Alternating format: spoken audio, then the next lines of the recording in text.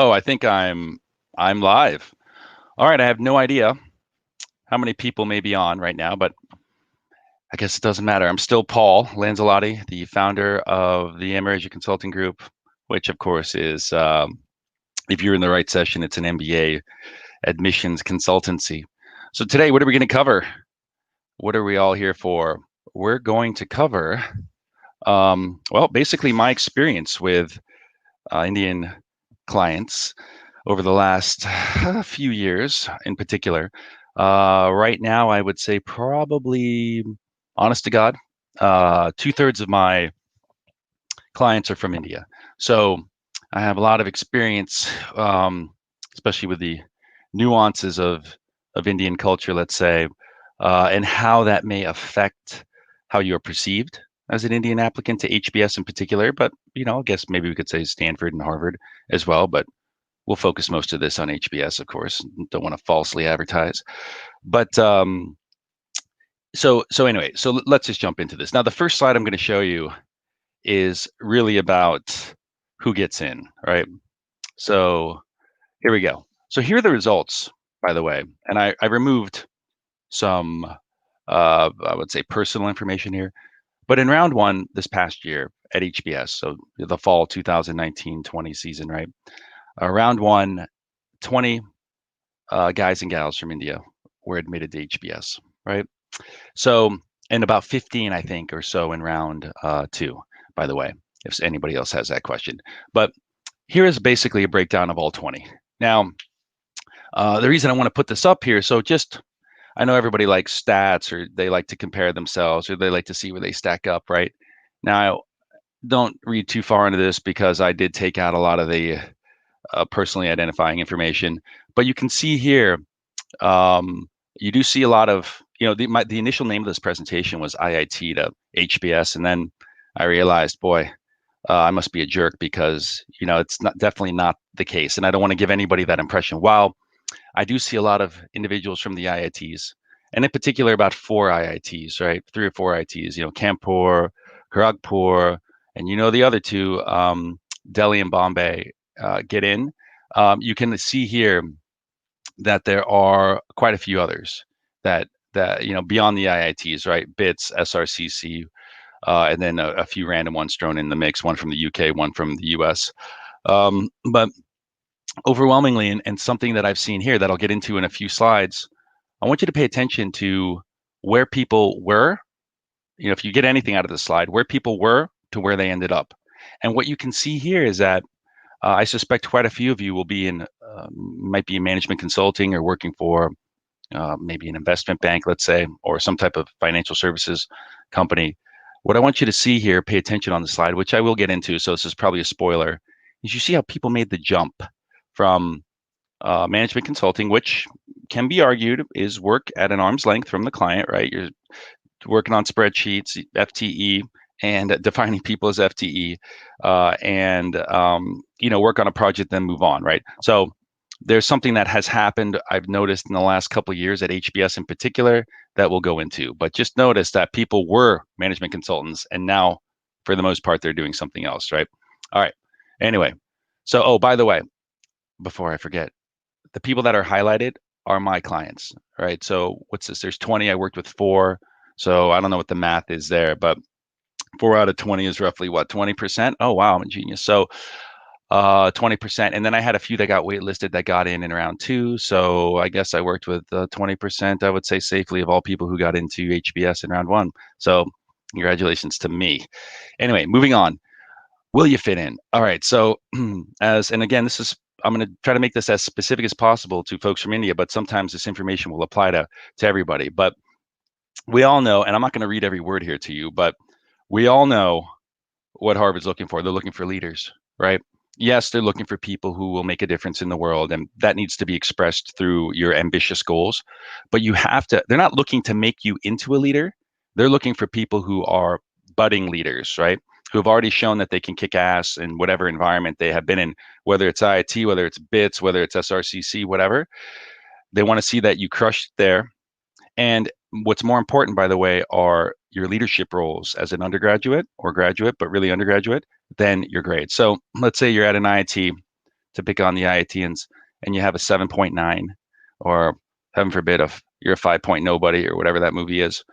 The thing is they don't care. Okay, 5 point nobody, yeah, you got a problem. Okay, but if you're 7.9, let's say, or below 8, and let's say it's because of maturity issues or whatever, hanging out with the wrong crowd, smoking cigarettes.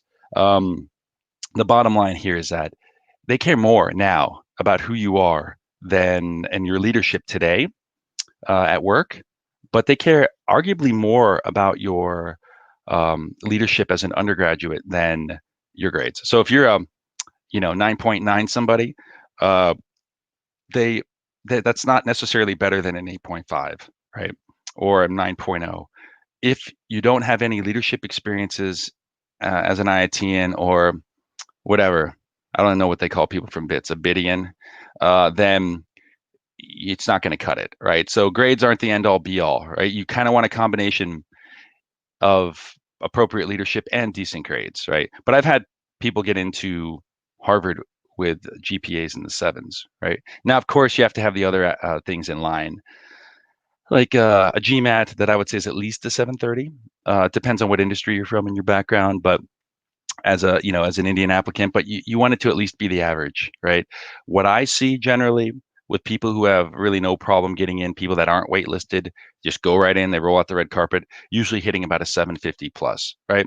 If you get a 760, 770, 80, 90 on up to what, 800, that's all good for this one reason. You're definitely not going to get waitlisted. Sometimes you have a 730, you might get waitlisted or pushed to round two. They call it deferred, getting deferred to round two. So you're not waitlisted in round one, but they say they're going to interview you in round two. But what's the genius of getting a 770 or 780? Money. So Harvard is pretty stingy when it comes to doling out the cash flow, unless you start getting up there in the 780s, 790s. I mean, yeah, sure, 760s, 770s, but you need to at least hit a 750. Okay, whatever. So going back to the slide that I'm supposed to be talking about, what is Harvard looking for?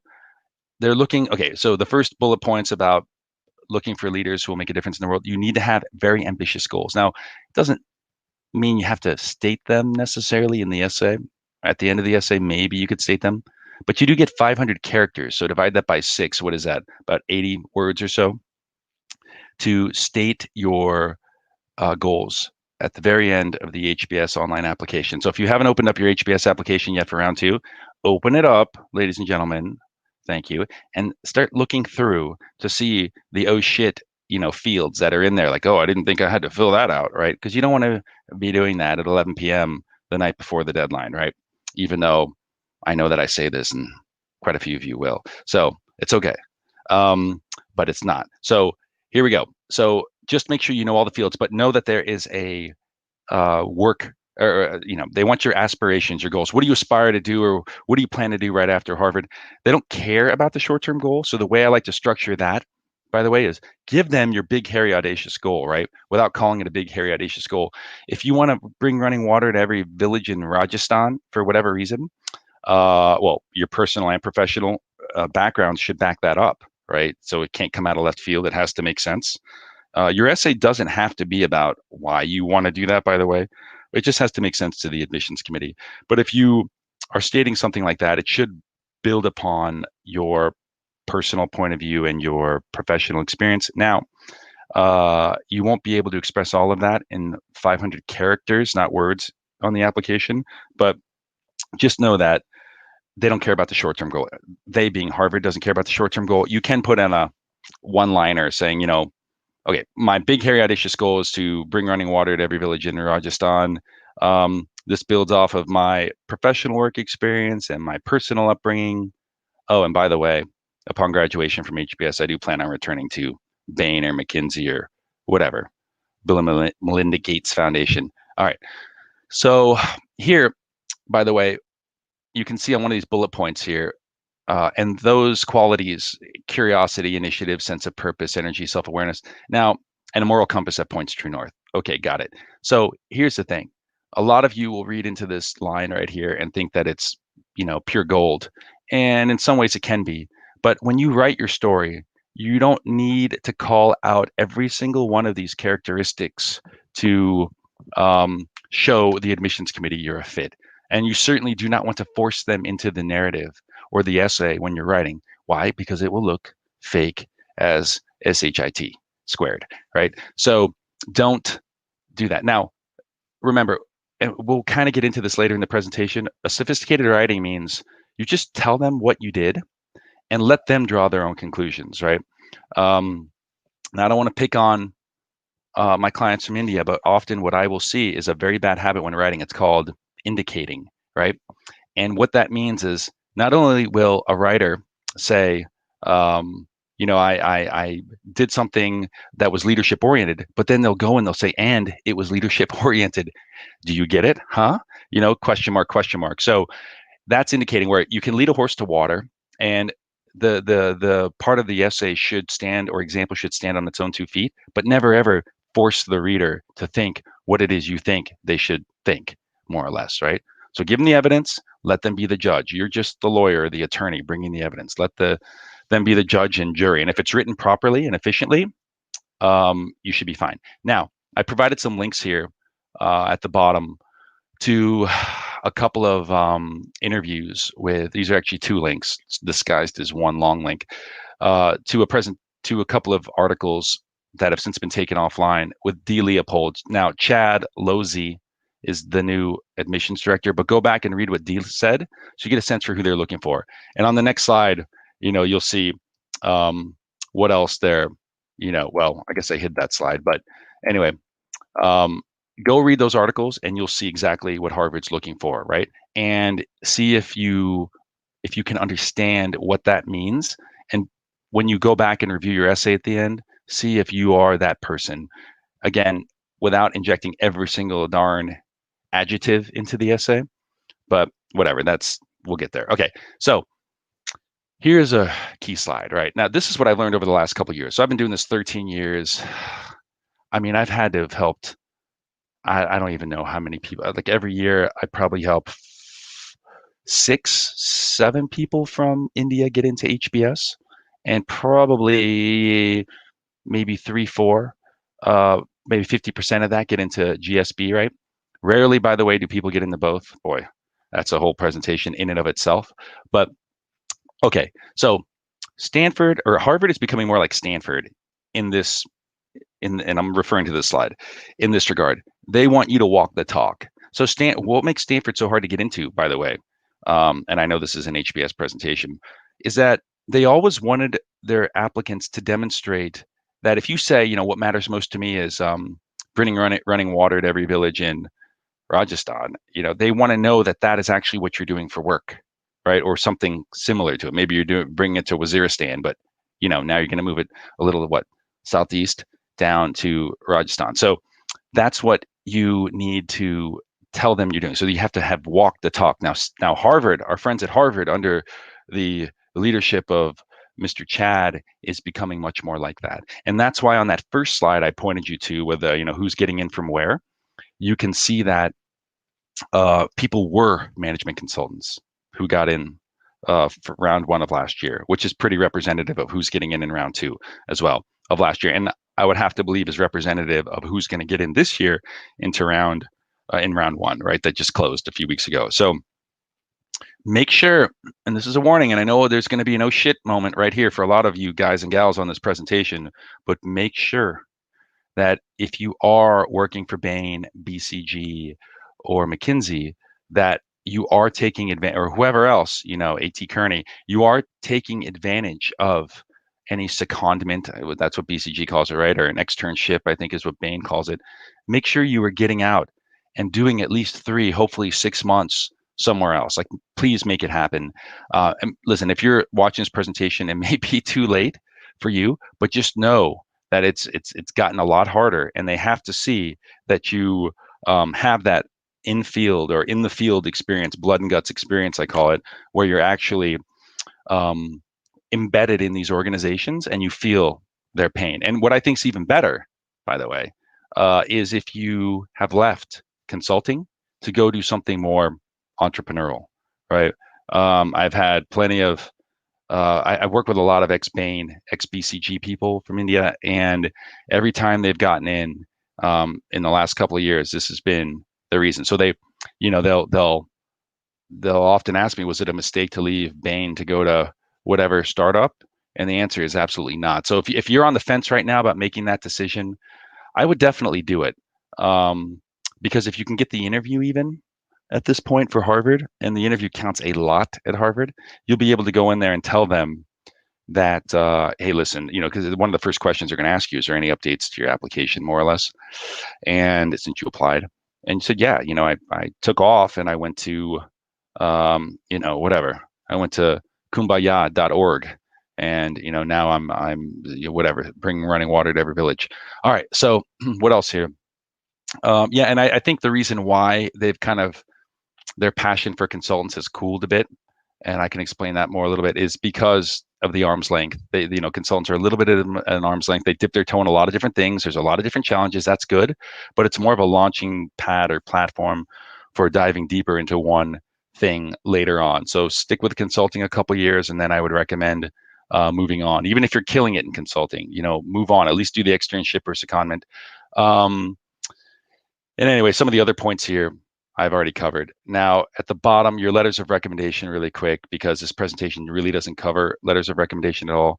They matter a lot. So if you can get the guy or gal from, Bain, who is the head of the, the HBS India Alumni Club, that really counts. So at Harvard, getting Harvard alum to recommend you counts, right? But you have to weigh that against the fact is, does this guy or gal who may be the Harvard alum actually know who you are, right? And even if they know who you are, even if they graduated from HBS, you kind of want to know how many other people they're going to be recommending, but that's a tertiary concern. Anyway, Harvard asks your recommender how many other people they're recommending that year, by the way. So letters of recommendation matter a lot.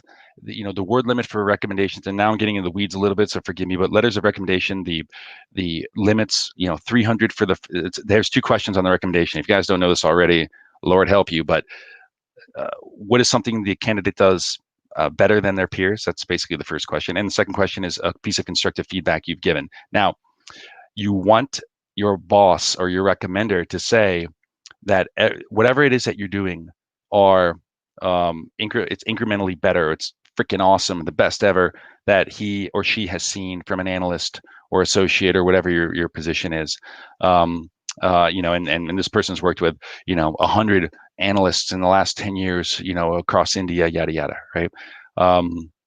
And then for the constructive criticism, you want it to be basically specific. I know, and I don't know if this is, listen, I may make some statements in here that are culturally inappropriate. I'll probably regret it 5 years from now or 5 seconds from now, but you have to have your boss say something bad about you, right? Now, you can't have something bad where it's like he or she burned down the whole trading floor, right? Or he or she, beats up their coworkers. Nothing like that, because a business school can't necessarily help you solve that. And it's going to be weird why a 25-year-old keeps getting into fist fights over, free popcorn in the break room. So what it is they have to be specific, like such and such a person needed to improve their communication skills. And what I would say is that whatever they're saying you need to improve needs to be something that occurred earlier in your relationship with them. Not last week, not a month ago, maybe not even this year, something that occurred earlier, so you have time to fix it and your recommender can write about how you fixed that. Anyway, and for the strengths part, the first question, see, I'm bouncing back and forth. The first question about, what do you do better than your peers? What I would say is all the things that are on the one slide that I mentioned before, right here, see that link? This link right here in the interview, when they talk about self-awareness, energy, purpose, moral compass, whatever, your boss needs to hit closer on some of those things than not. So if you're good at analytics, Harvard expects you to be good at analytics. They expect you to be smart. They expect you to be hardworking. You will not get credit for that from the Harvard admissions committee. If your boss writes about those things, it's just, you don't get credit for shit that you're supposed to do, basically, right? You don't get points for showing up. And that's the way it will be viewed at Harvard Business School by the admissions committee. So have them write about things that are leadership oriented. So if they do talk about communication, it's not just PowerPoints and emails and reports, right? you're a good communicator because you understand what your audience will respond well to. Why? Because you take the time to get to know them and understand what they'll respond well to. You're not a person who views relationships at work as as some sort of transaction, like you're some sort of analytical robot. Instead, you get time to know people. You understand what they'll respond well to, and that's both the CEO all the way down to an operator running a machine, at the Central Delhi railway station, right? So anyway, uh, and then we can listen, a whole other presentation, by the way, that I should give at one point is about interviewing at Harvard, because it is excuse me, incredibly difficult, right? It's it's very much like uh, they're not messing with your mind, but it's very it is intense. All right, I'll leave it at that. All right, so what else? Okay, the number one thing, by the way, you want to know about Harvard, and I swear this is relevant to the application, it's relevant to your essay, is there fundamentally, remember all these things I told you back on these slides, this is who they're looking for, will you fit in? But really, will you fit in? Is Harvard, the number one distinguishing feature about Harvard, and this is not according to Paul, even though I'd like to think I'm right all the time, just right most of the time. D. Leopold, the old admissions director for Harvard, before Chad, the one who was there for like 30 bazillion years, she was asked, what is the distinguishing feature of Harvard? What differentiates you from the best? And in true Harvard style, and my hat's off to her for this one, she says, I really don't know what the other schools do. But she goes on to say, what makes us different is our case method, right? And why? What is it about this freaking case method we hear so much about? It's sure, you think when you go to write why Harvard in your essay, if you actually have the room to write why Harvard at the end of the essay, you think, okay, I got to mention the case method, check that box and move on. Now I'm going to mention a bunch of classes and professors and clubs and the fact that my bestie goes there. No, no, no. The only thing they're looking for in the essay is whether or not you've actually fit in. I mean, besides leadership characteristics and all the other stuff, ultimately they're looking to see if you are a person who will fit into the case method. Now, the case method only works if you have people who are aggressive, appropriately aggressive. You have people who are always contributing. You have people who like to mix it up and discuss their opinions and potentially be proven wrong even, right? And become completely rewired. And this is all what D. Leopold says in that interview. And it's a very intense environment, no place for wimps or wallflowers. And you must be a contributor or else the whole system falls apart. Now, the professor usually kind of plays the role of the referee or the facilitator, and everybody else is duking it out. Think of like a big gladiator battle, every man and woman for him or herself, right? More or less. So it relies on a lot of leadership experiences to discuss the cases, right? Because there is no right answer. It relies on both your judgment and your past experience, as well, some analytics, of course, as well as your moral code, right? So yeah, it's cheaper to have toddlers in Antarctica manufacture Nike shoes, right? But that's not a realistic outcome for how do we cut costs in this case, because that's probably illegal in some way. So my point is that they're relying upon your judgment, your leadership experiences, your outgoing alpha nature, your willingness to contribute, as well as your ethics to come up with the optimal answer across every case in the classroom. Remember, that's who they're looking for, right? So think of it this way, every chance in life that you've had the opportunity to be a giver versus a taker, or to just sit on the sidelines, you've always chosen, you want Harvard to believe through your essay pretty much, and also by looking at your resume, you've always been a person who's chosen to come off the sidelines and contribute, even though you knew it was going to be hard, even though you knew you may have not had all the experience, even though you knew you could fail. They love people. Listen, if you failed in life, that's a good thing. I mean, okay, not last week, maybe not with like a personal relationship or something, even though you could actually write about that. You could for Harvard. But if you failed early on and you learned something from it, good, right? Don't ever shy away. I always tell my clients, one of the first questions I ask them is, what have you ever honestly failed at, right? And don't make something up. If you haven't really failed at anything because you're the golden child, fine, I get it, right? You're the class topper every year, right? But if there is something personal, even you let somebody down, whatever, or you started a company and screwed something up while you were an undergraduate, fine, let's talk about it. All right, because you learn more from a failure, arguably, than you do from success. Success just reaffirms your current method. Success doesn't make you do the most difficult thing. in the world, which is to actually change your mind. And you'll see here when I walk through this example later on here, the toughest thing you can do in life is change your old man or old woman ways, right? All right, here we go. So that being said, okay, so here's more about, listen, here's more about the case method. I'll let you guys click these links to go into that. And again, I kind of did jump ahead too much, but basically to cover this slide, some of which I already have, but they want to know, like at a high level through the essay, and whether or not you will fit in, is they want to know about your judgment, how you make decisions, right?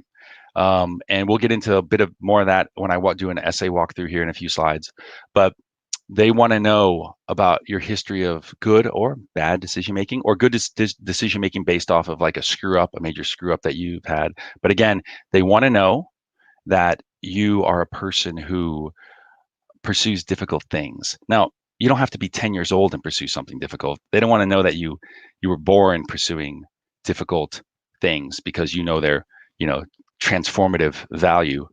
You're not the all-knowing, you're not Buddha, right? You're not the all-knowing, 8-year-old who found enlightenment. They don't need to see that. What they need to see, though, and again, we'll discuss this in a little while, is how you reached a point where you realize that your challenges in life and your difficult situations make you better.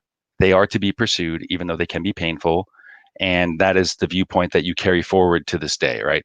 So anyway, and they want to know here, this last bullet point, in the story, more or less, they want to know when that was ignited. So oftentimes with my clients, and I'm kind of jumping all over the place here, but I will tell them, listen, please go back to, undergrad, go back to IIT, go back to when you were leading Rendezvous or whatever the name of the cultural festival, India's largest, that you were leading, right? Go back and I want to know about how that experience may have, yes, it was a freaking awesome success. We get all that. Harvard gets all that. Largest foot traffic or footfall ever, right? Congratulations. But we need to dig a little bit deeper. How did that change you? How was that a challenge that honed your leadership? So just because you're a smart student, just because you finished first out of a 300,000 people on some joint entrance exam, doesn't mean shit anymore to Harvard or the story. What they want to know is, how did you overcoming all of these difficult circumstances while you're going through and executing whatever project with Enactus or whatever, Rendezvous Cultural Festival or the Dramatics Club or Debate Society or whatever, right?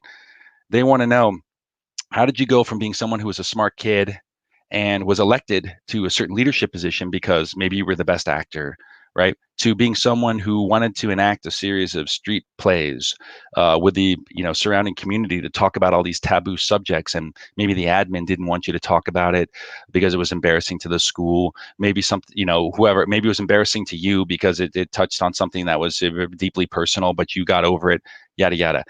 They want to know about that story. They don't want to know about how you just killed it and they had the largest attendance ever for a street play on the face of the earth, right? That you're telling, when you talk about things that way, you're telling Harvard you define yourself by accomplishments, and they're not interested in that. They know you're successful or not. What they want to know is who's the person behind that. Okay, so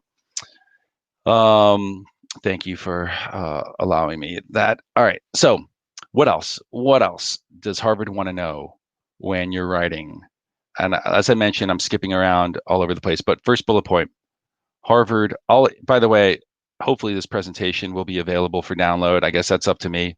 But if you email me, and the email address is at the end of this presentation or at the bottom of the slide, I'll send this to you so you guys can like drool over every word after this presentation is done. All right, so what else? What else about should you consider when you're writing for as an Indian applicant to Harvard, right? Okay, as I said, appropriately ambitious goals. They must be related to personal and professional track, right? So don't go too far off the beaten trail here, right?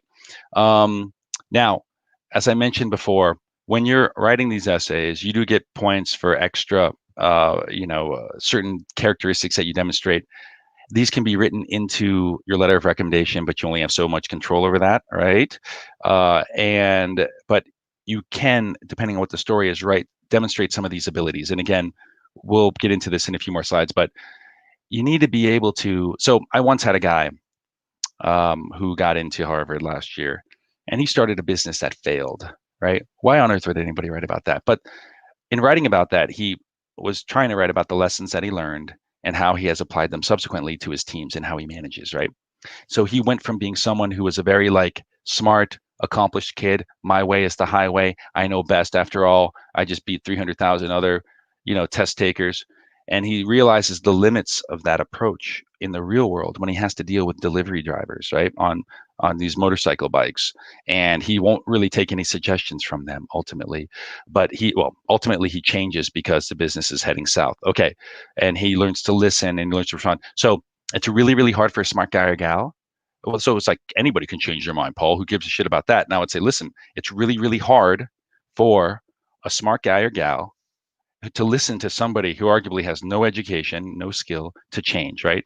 But here, so what's my point? Ability to listen to others and respond appropriately. That's a bullet point on this page.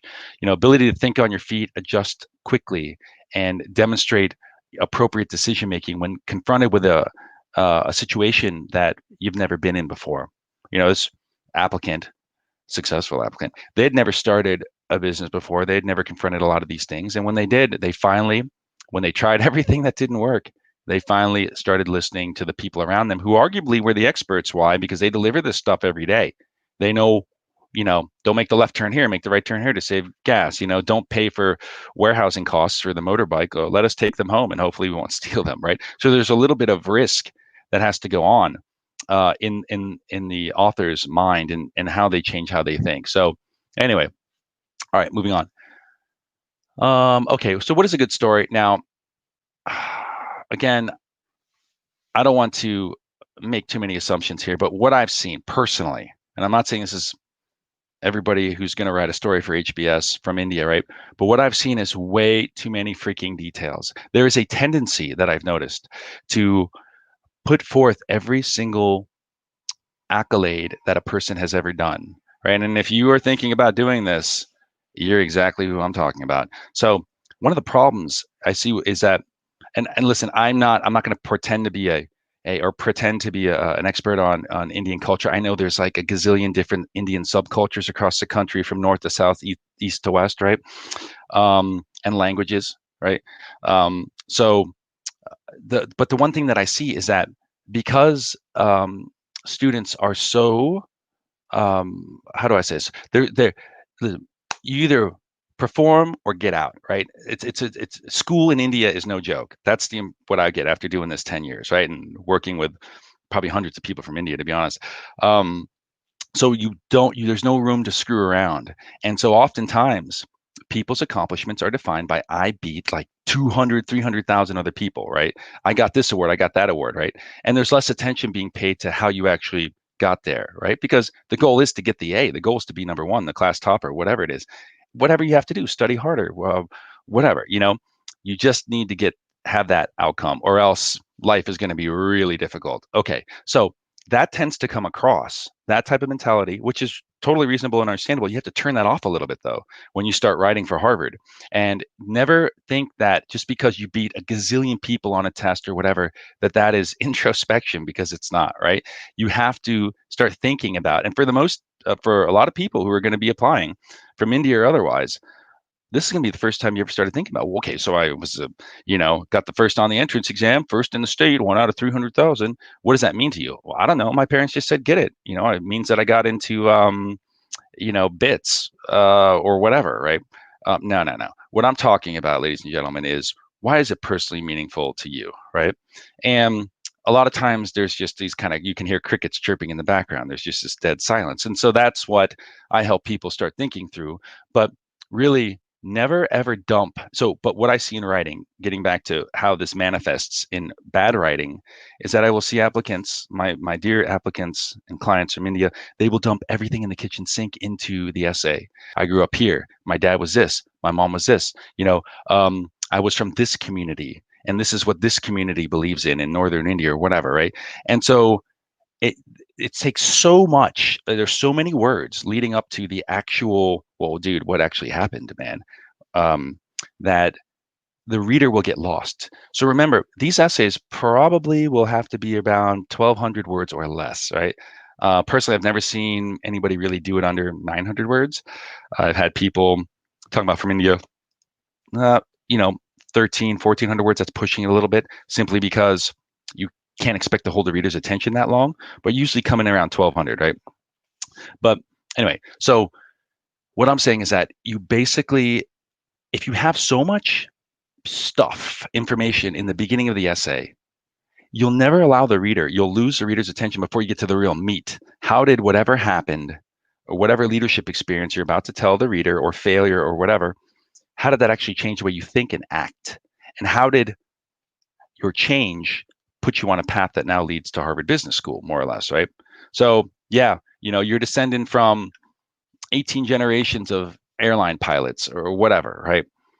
Government officials, whatever it may be, or entrepreneurs or micropreneurs or whatever, small business owners, SMEs, whatever. They don't care. If it's not, it may be a cool factoid. You may be the smartest kid in town or in the village, but it doesn't matter if it does not support the main thesis of the school. So in the beginning, when you start writing, make sure you're actually writing a story. Again, we'll get into this in a few more slides, but I just see the kitchen sink approach and they're like, well, Paul, I just wanted you to have everything. So, you would know what's the most relevant. It's almost impossible to edit or help somebody that way because it's just information overload. Anyway, so you pick a point, you pick a very, I want to tell you about this HBS. I want to tell you about this experience and everything else, especially when you start to write in the beginning, don't take the approach of dumping everything in, cutting and cutting away, and then finally we have a story. No, you take the central point you want to make, you take the steps that I'm going to show you in the next few slides, and you start packing on the meat, you start packing on relevant information, and then you have a freaking story, and not the other way around. Don't cut back, right? Yeah. All right. So what else on this slide do people need to know from India? What do you need to know? Less is more. I mean, that's perhaps cliche at this point, but I swear to you, start simple and build up. Okay. Oh, and by the way, just something to consider: the red herring, right? What does that mean? Whenever you start introducing more information into the beginning of an essay, that information must be relevant somewhere. So when the reader starts reading, they're going to think, oh, okay, so he's descended from 18 generations of civil engineers, right? From this one community in northern India. Got it. The reason the person who's writing this essay, this is what the Harvard Admissions Committee is going to think, the reader is going to think, the reason why I'm being told this information is because surely it's going to be applicable somewhere down the line, somewhere later in the essay, right? Probably. And guess what, folks?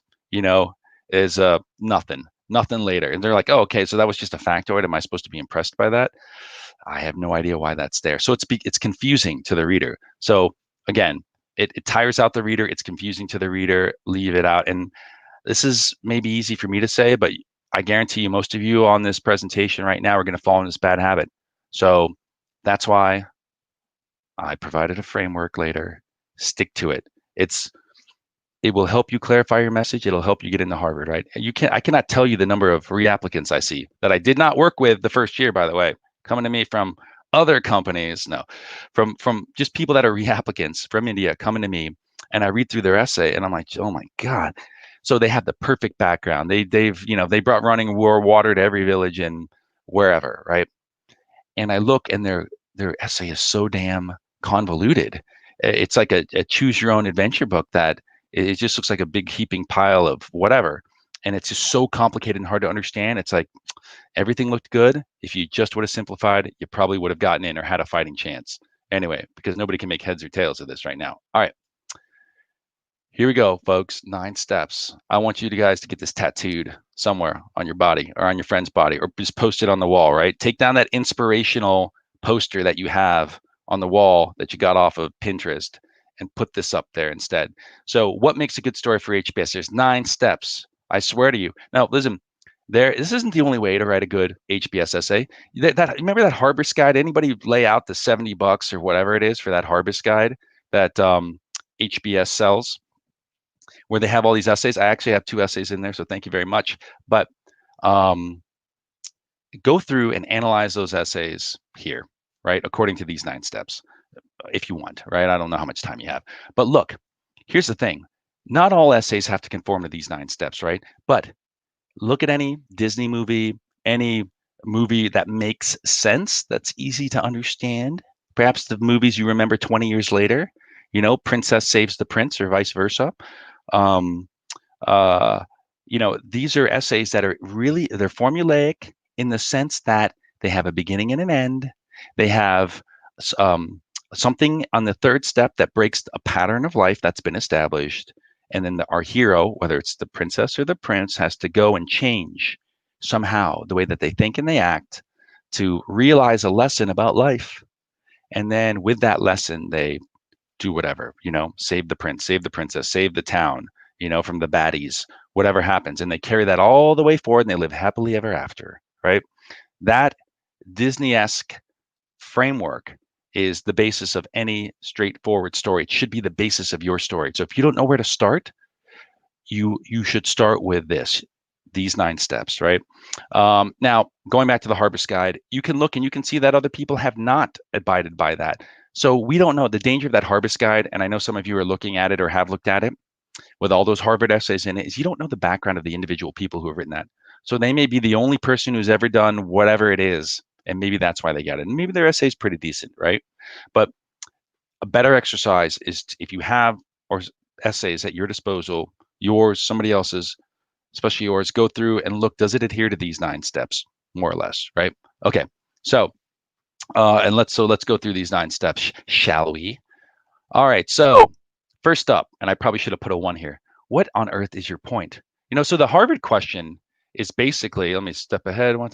Okay, so some of these slides are a little out of order, but listen, let's go to this one.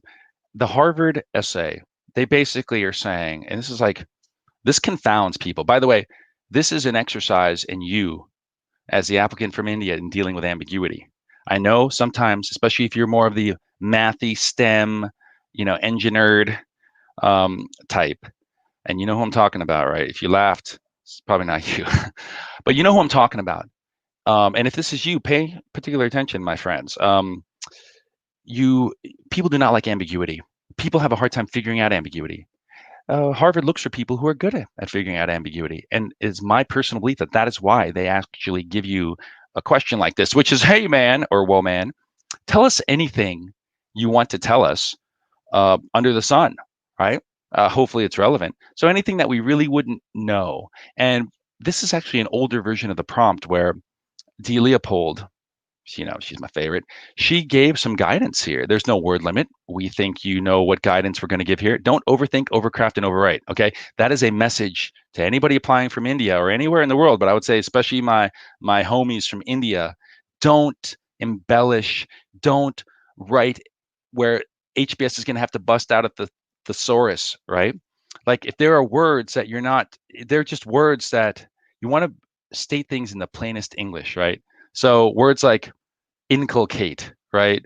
Or tutelage. I often see those words a lot from my clients from India. It's like those words aren't necessarily words that are used in common everyday English. So, listen, find a plainer way to state these. Shorter sentences, monosyllabic, right, is words. Shorter sentences always resonate with the reader.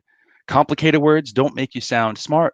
They make you sound like you're a person who's clueless, who doesn't know how to communicate appropriately. I hate to say that, but if you're trying to sound smart, stop that right now. Stop, smack your hand, slam your keyboard, whatever. Stop doing that. Just be to the point, right? Use the simplest words possible. And that marks you as a clear communicator. Anyway, so yeah, and so that's why they give this warning here. All right. So just what else can I say about that? That's about it. I mean, it's all part of the editing process, right? So inevitably your first drafts will be overcomplicated. You'll have irrelevant information in some parts. You'll have not enough information in other parts. You'll use words like leverage, right? Ease up on that word, by the way, consultants, bankers, whatever. Anyway, so when you're writing, first thing, you want to point, okay? So before you even start thinking about whatever it is you want to write about and you put pen to paper or finger to keyboard, what is it that you really want to write about here, right? And it's so open and broad, you could potentially write about anything. But really, when you're narrowing the options, what I would tell you is go back to undergrad. Think about the first leadership opportunity you had. I don't care if it's your most important one. as an undergraduate. I don't care if it's, it could be one where you simply, your first position you ever got elected to, right? And you want to talk about that election and how you went from somebody who was a groupie to a rock star, a follower to a leader. So maybe, and again, I'll just give you an example here. On some of the IIT campuses, about 10% female, right? And again, this isn't at every IIT campus, right? Or every situation or every election at IIT. But let's say you were a female running for a position and you have a lot of haters or naysayers like, nah, yeah, you're good at, all the kind of secondary or tertiary roles within the club, but trying to starting to fly too high, get a little too big for your britches there. So, nobody's going to vote for you for general secretary or, the governor of the whatever XYZ club. So, you may want to cool your jets there, little sister, right? And that is something that is the beginning of an excellent story of how you, as a female running for an election on a campus where there may be 8 to 10% females, how you started breaking all these traditions and norms. I know that some clubs will only meet in the guys' hostel, right? No females allowed, right? And maybe there's some organizing committee that only meets in a certain hostel certain times of days. Women, girls can't go in there. So you want to write about how you had to overcome all those paternalistic norms, right? The deck is basically, the deck is systemically stacked against you, and how you had to overcome all the haters, naysayers, all these things. And sometimes there's agreements, informal agreements between different people, different clubs, different hostels as to who people are going to vote for, right? The old boys network, so to speak. How you overcame all of that through a certain approach, maybe your grassroots approach, maybe whatever, how you connected with people, how you ran, all of that. And finally you won. Even if you didn't win, it almost doesn't matter. But if you won, if you didn't win, you want to talk about how that process, as a female on a campus dominated by males and male norms, I'll call them, how that changed you into somebody who subsequently you ran for any and all positions. You were just totally unleashed. You said, screw it. I got so close, but next time, and then you win, or you turn around and you mentor other people who would not have normally had a seat at the table. That is the right story, because you go from being a follower to a leader. First in your mind, when you decide to do all these difficult things that people say you can't do, to then, even if you lose that first election, to then being someone who can turn it around and keep contributing to a better campus environment for women in particular, let's say. Now, if you're a guy, probably going to be harder to pull that story off, to be honest with you, right? but anyway, different types of demographics, folks, have their own types of struggles, and that's totally cool. Write about it, right? But it's not, they don't care if you win or lose. That's why I use this example here. They care about the fight in the dog, so to speak, right? Not what the end result would be. All right. So that's why when I say, guys and gals, stop defining yourselves by accomplishments. They expect you to have all those accomplishments, by the way, right? They don't expect you to have lost every election. But what I'm saying is that when you go to write the story about how you became a leader in your head first, and then let's say, to everyone else on campus, they want stories like this, right? Anyway, so when you start writing, going back all the way back to when you start writing, you want a specific point. You want one relevant to HBS. You want one that shows them where you became a groupie to a rock star, follower to a leader, girl to woman, boy to man, right? And you want to show them you have a history or a pattern of overcoming obstacles. So they may look at your resume and they may say, hot damn, look, this female from India or male from India has a history of going after really, really aggressive challenges and overcoming them. That's great. I like to see it, but they must see the rationale articulated by you in the essay, right? So you want to say, I want to tell you about the very first time I realized I could lead, or I did something I wasn't supposed to do. My mom and dad, my brother and sister, society, the world, the dean of the school tells me, now you can't do that. You can't do that because, quote unquote, girls on campus don't usually do that. It's not appropriate or whatever it is, right? And you are like, first time in your life, remember? No, I don't think so. I think I'm just going to do it anyway. And maybe you're ridiculed. Maybe you're worried about your reputation, what other people are going to gossip and say, all this BS. And you just say, you know what, F it, right? I'm just going to go for it anyway. I don't care what people say. I don't even care if I lose. I just don't care about all the other things that people say I should be judged by. F it. I'm going for it. And maybe listen, maybe it's really painful, more painful than you even thought it would be, more deflating to you, right? All these things, but you work through them, you keep going, and you keep doing all these difficult things. And finally, there's the outcome. Now, the outcome, by the way, as I mentioned a few seconds ago, the outcome is not really whether or not you won the election. It's nice to have won the election or been nominated or whatever, get some award.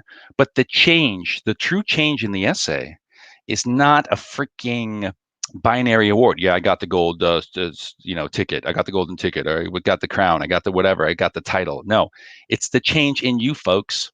It's a change in how you went from being a smart, hardworking kid who did what mom and dad said or what society said or whatever, to being someone who realized you could lead when shit was hitting the fan, right? You realized you could keep going. You realized you could tolerate that pain and that whatever it is was coming your way. And when you come out the other end of the pipe, you are changed. Your mindset is leader. So maybe you don't have the title. Hopefully you do. But if you don't, it's the mindset. So that's why I mentioned before, you can talk about a failure. Failures are perfectly fine.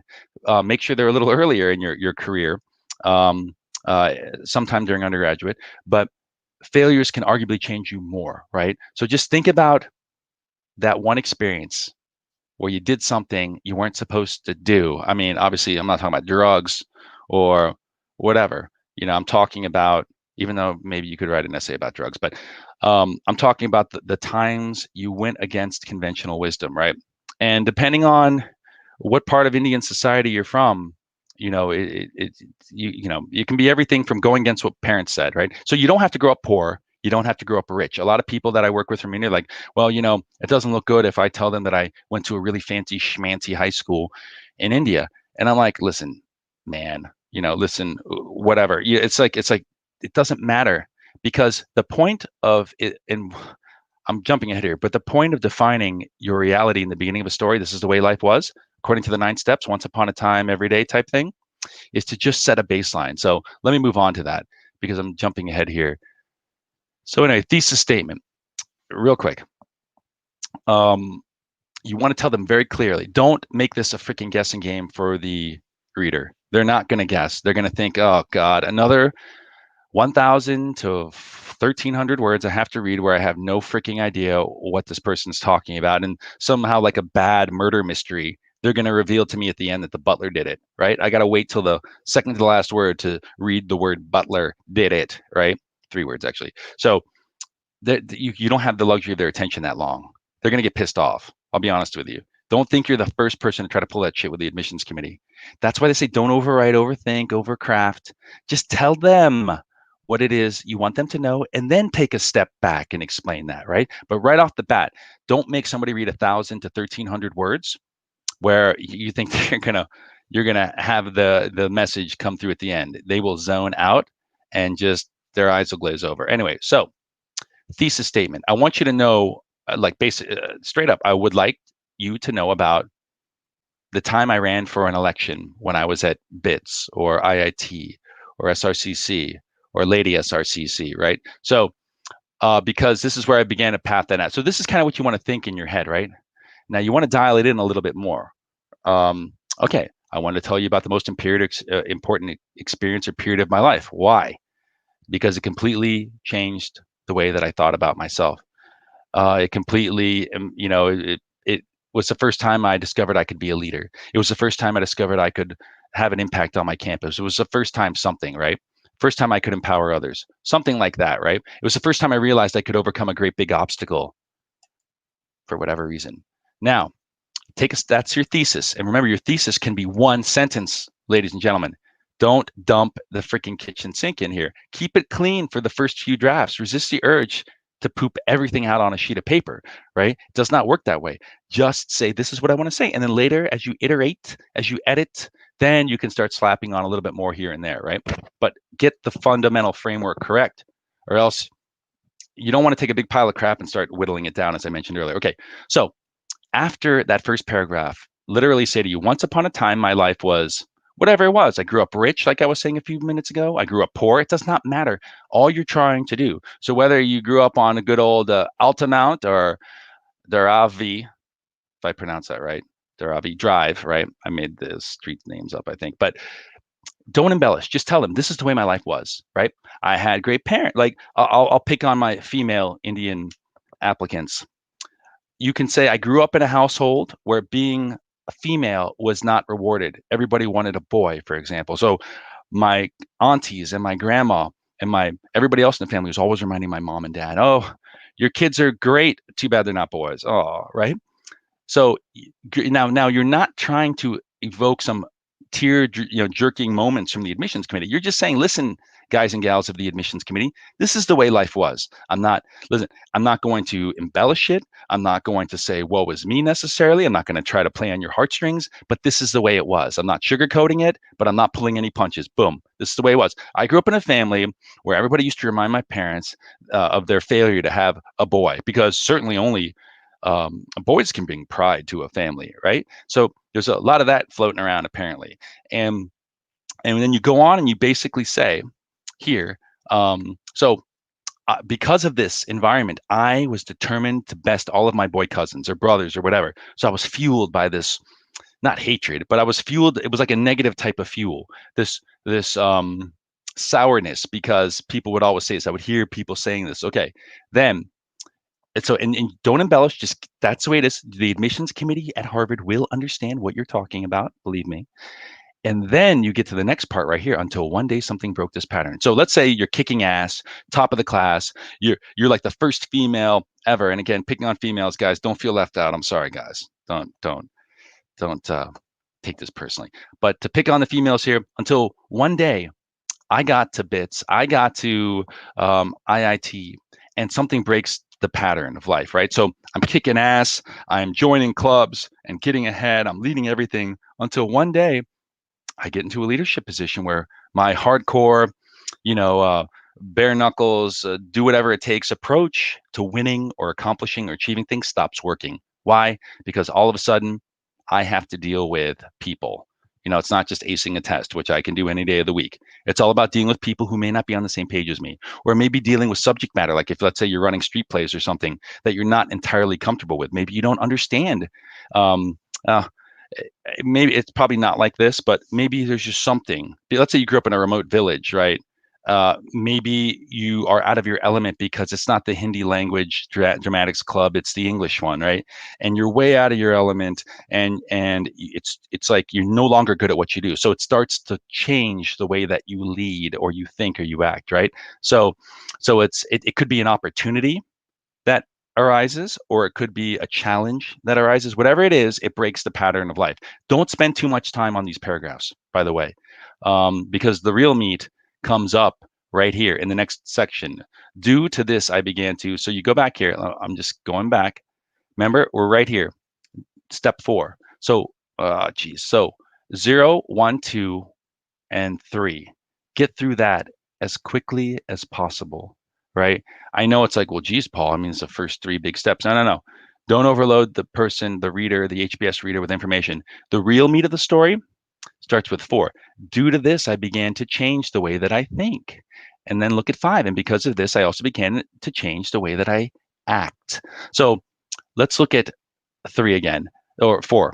Due to this, I began to change the way that I think and act. So it's like, oh my God, I thought I was really good at everything I touched. I thought I had the golden touch. I thought I was a golden child. I thought I had the golden ticket, right? Now, all of a sudden, things aren't going my way. Now, all of a sudden, everybody hates me. Now, all of a sudden, last year, the Dramatics Society plays, won the International Institute Festival. This year, we didn't even make the playoffs. What's going on, right? So and that could be the inciting incident, until one day we didn't make the playoffs, right? Cricket team, could be badminton team, it could be dramatics, it could be whatever, right? One day I failed. One day something bad happened that breaks the success pattern of life, or the cocoon, the success, cocoon that you're basically in, that has surrounded you your whole life. Due to this, I began to start to doubt or think or change the way that I start, feel about myself or think about success. So maybe you doubled down, or maybe whatever you may have done here, but your thinking starts to change and evolve, and so do your actions. So there's kind of a baby step in step 4. So I realized that I had to start listening to my fellow actors. I had to start listening to my fellow clubmates. I had to start incorporating a lot of what they believed into my decision making, and not just saying, you guys are a bunch of wimps, start working harder or whatever. And then things began to click. And then step 5. And because of this, I also began to So maybe things started to become a lot better after you started listening. And then you basically, in step 5, you basically say, so building on top. So I'll go back to my election example, for example. Huh. Um, so maybe you did win the election and you changed the way that you approach people and you changed the way that you interact with people, voters, and they saw you not as a girl, right? Quote unquote, a girl. They saw you as someone who understood their issues. And then the next step, which you would have, is you would have something where basically, when you won the election or didn't, but let's say you won the election, then when you were the general secretary, let's say, you went on and you started to create more positions. So this is now we're in step 5. You started to create more positions for people of color, right? People who would have been denied them, females, whoever else, right? To add transparency, to break up the old boys network, whatever it may be, right? Old gals network, depending what school you went to. So then you reach 6, right? Step 6, until finally I had a profound lesson realization. Now here, what I've seen for Harvard, and here's a kind of a big secret, I suppose, right? Giving it away for free,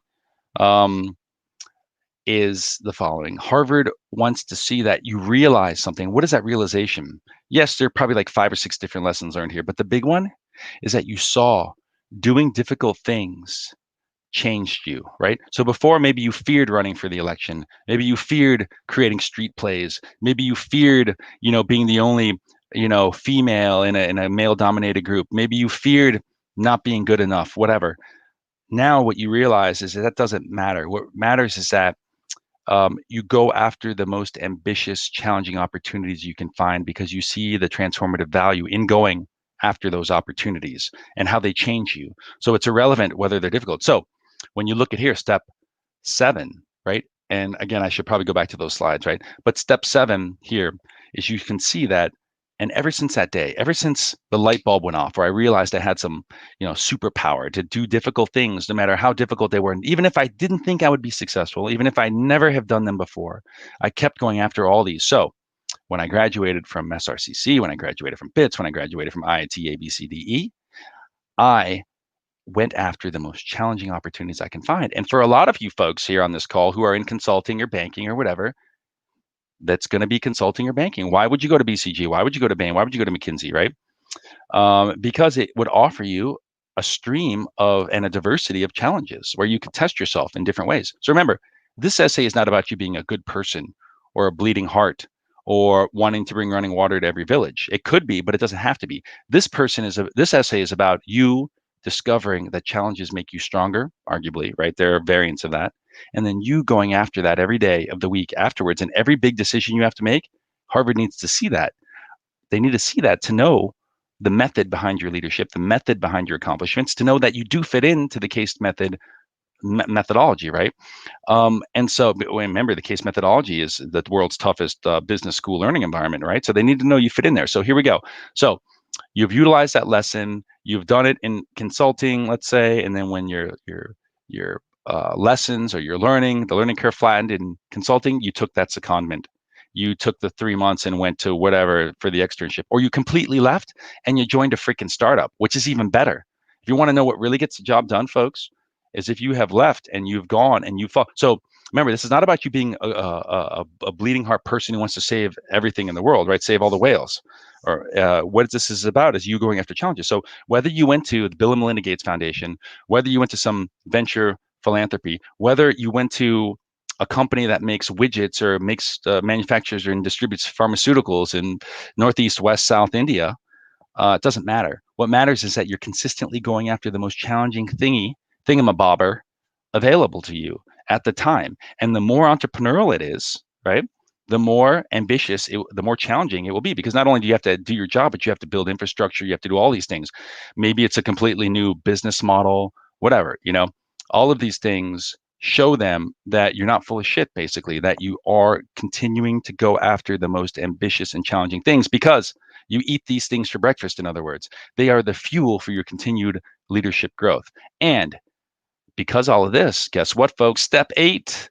And because of this, I now have an audacious goal. So because you're getting more confidence, because you're a ball of leadership that keeps snowballing and growing larger and larger, you now have the guts, right? The intestinal fortitude to dream and to be as bodacious or ambitious or whatever, audacious as possible. You want to bring running water to every village in, Flint, Michigan, right? Wherever. And you want, and so whatever that ambitious goal is, listen, it doesn't have to be directly related to what you're doing now. Obviously, you can't say I want to bring running water to every rodeo clown in Northwest Africa, because it has nothing to do with what you're doing now. But whatever it is, it must be sufficiently ambitious, right? And this is also why Harvard doesn't really care about the short-term goal, because whatever it is, you graduate from Harvard, you're going to get a job that leads you there anyway, because you're no dummy if you graduate from Harvard, right? So just focus on the big, hairy, audacious aspect of it. Now, if you have enough room, step 9. If you don't worry about it, because steps 0 through 8, if you do those well, they'll know at that point whether or not you're Harvard material. And there is nothing you can say about Harvard in step 9 that will convince them that you are or you aren't. So if you're already hitting up against 1,200 words, just end it, right? But even if you go into step 9 for, even if you're at 1,200 words and you screw Paul, I'm not going to listen to him because what does that guy know about? He's just good at the first 8 steps, not necessarily the 9th, right? Some of you will think that. On step 9 here, what you really want to do is, okay, yeah, talk about Harvard. But the only thing you must reference, the only thing you need to reference about Harvard, which they should already believe at this point, if you did the first 8 steps right, is, does this guy or gal fit in to our learning environment here? So reference a case method. Listen, I'm a person, here's the bottom line, I'll just tell you. I'm a person who views challenges as fundamental to my growth. Where maybe once I avoided them, now I view them as absolutely necessary. And when I look at the most ambitious, crazy, audacious thing I can do, here are my long-term goals. This is what I ultimately want to change. And when I look at all the other pretty business schools that are out there and how they teach and how best I learned, and remember, I learn the best when I'm challenged. I grow the best when I'm challenged. I transform the best when I'm challenged. I become the ultimate leader that I am when I'm challenged. When I look around and I see all the challenging business school environments, guess what, ladies and gentlemen, boys and girls?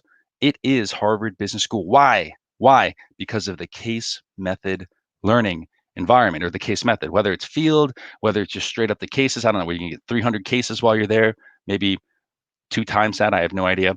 But that is the environment in which I know I will be challenged and grow the leadership abilities and skills I need to hit my goals, ladies and gentlemen.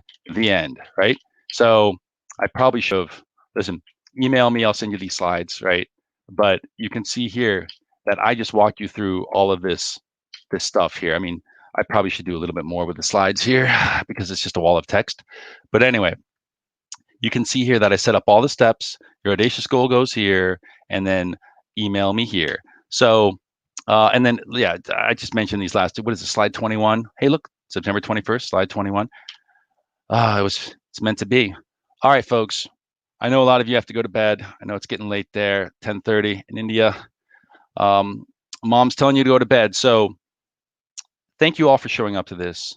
I hope it provided you some insight as to what HBS is looking for specifically from Indian candidates. If it didn't, well, I guess you want an hour of your life back. But email me. I'll send you this presentation. If you guys are interested, of course, I'm not doing this for free. I mean, I did this presentation for free.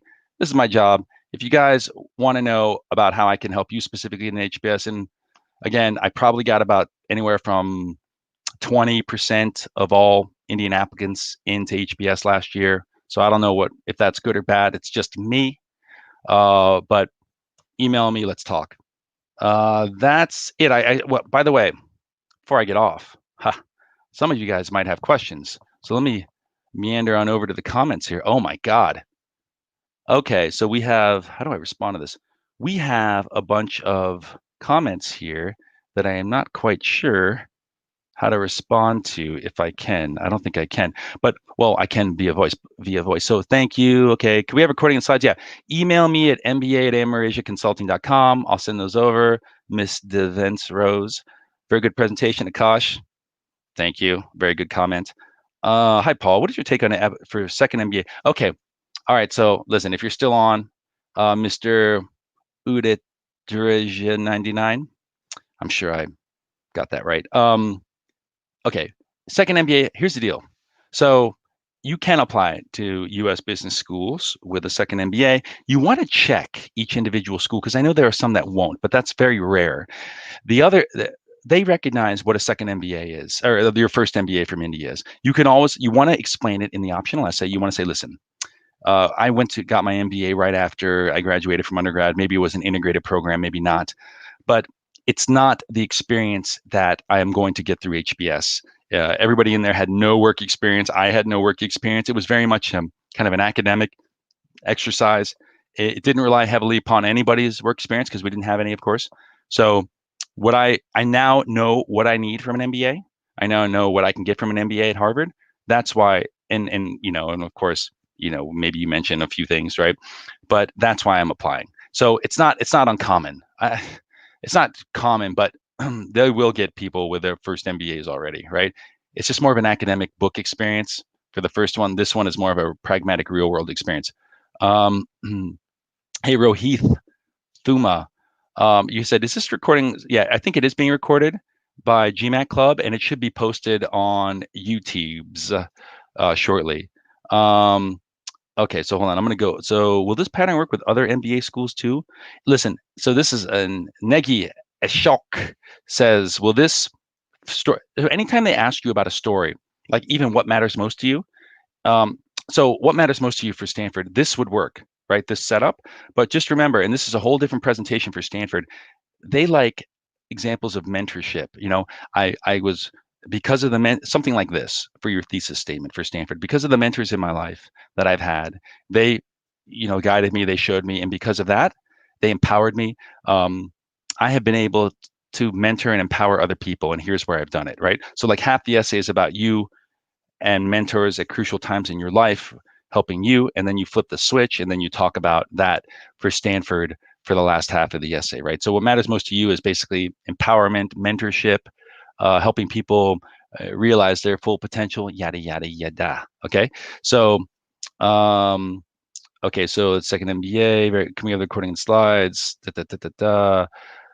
Okay. So my daily side, when I write anything, I copy how Steve Jobs did his story.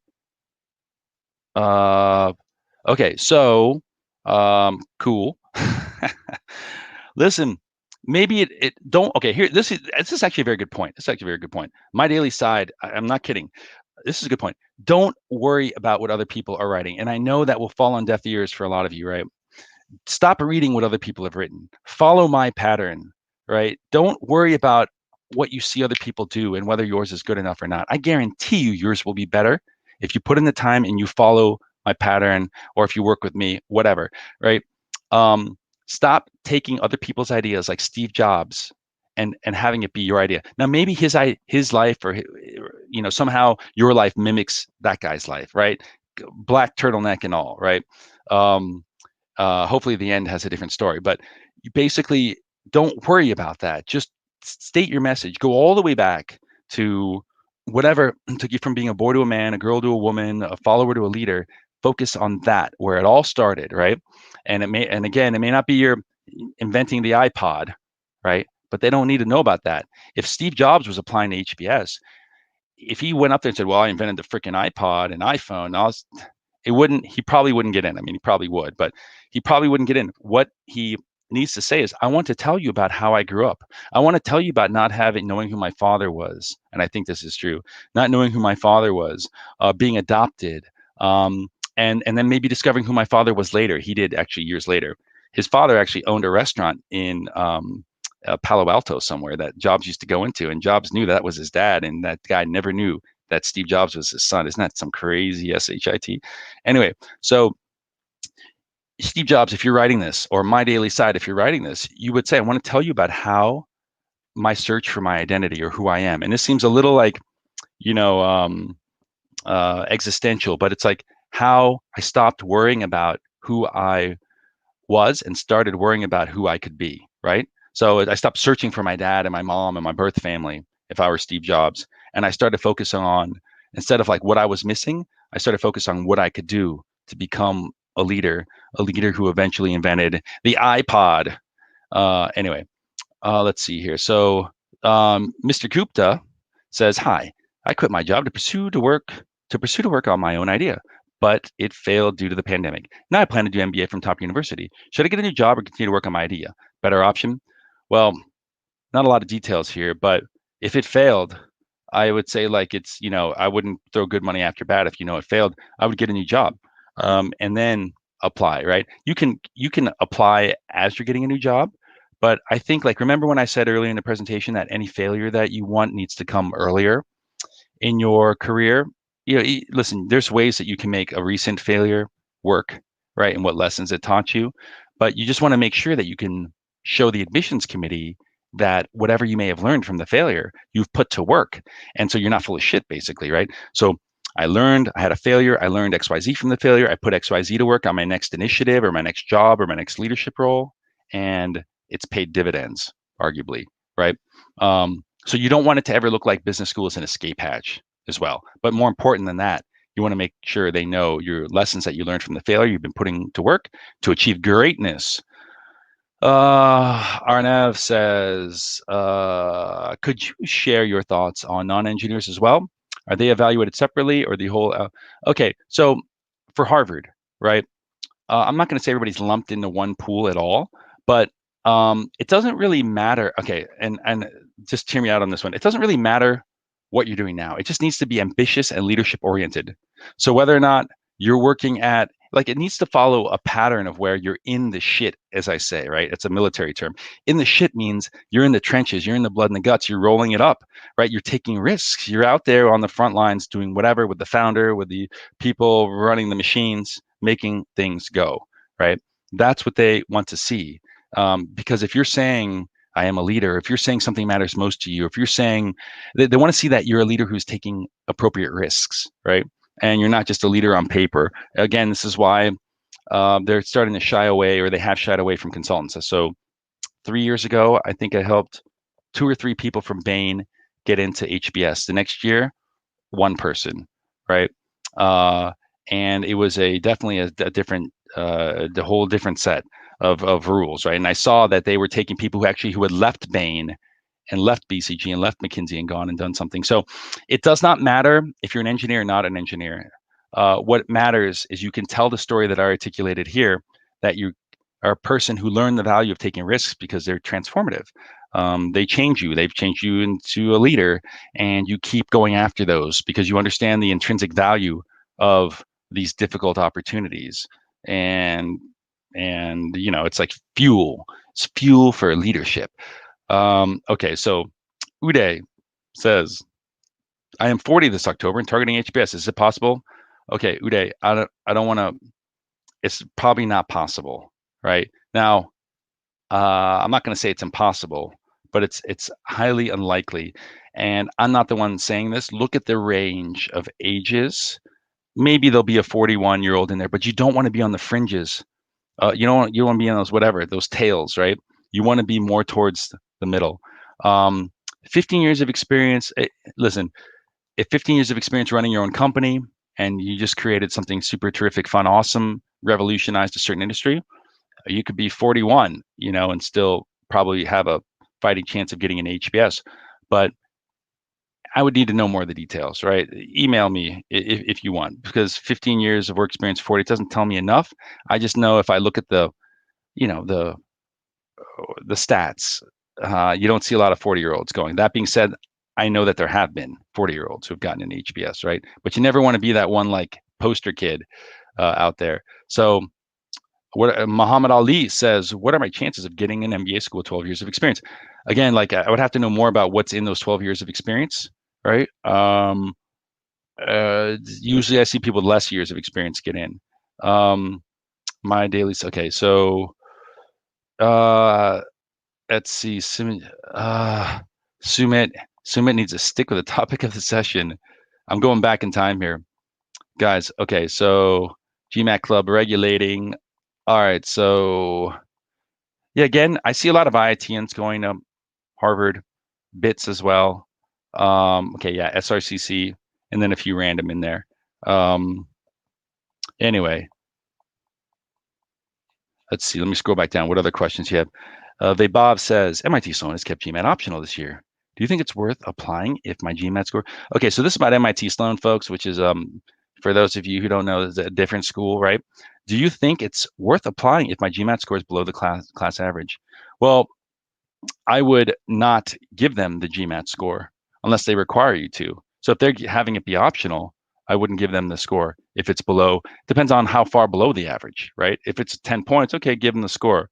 But the issue with MIT Sloan is they are very selective, or they tend to be very selective with people who aren't from the Northeast, because they need to know that you actually want to go there. A lot of people just throw an app in and don't end up going.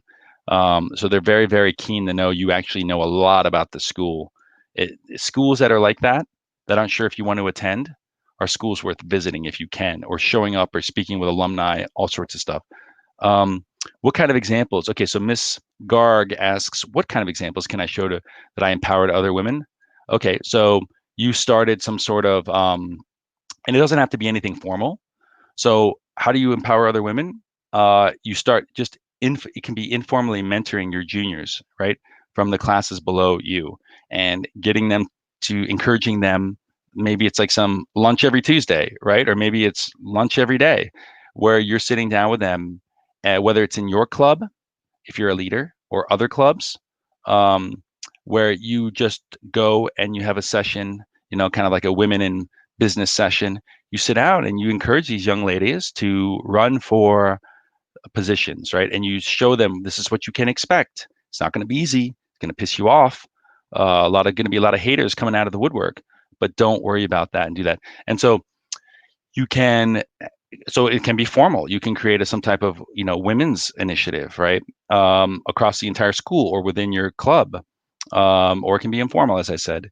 But those are what it is, right? So the purpose of that is not to show, if you write about that in an essay, most of the time, it's not to show exactly what you did in creating this initiative and how many women you affected and what they went on to do and all that detail. No, what it is you just need to say, I started this type of initiative.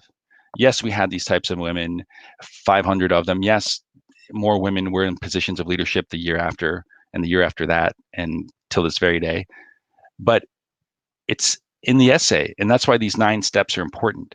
It's to show evidence that you did change as a leader, right? So if you're changing the way that you think and you act, and then you change the way that you think and you act even further according to the 9 steps, this is evidence of that. So don't have this be its own story where you go deep into details, or you say you did it 10 times across 10 different clubs on 10 different campuses, right?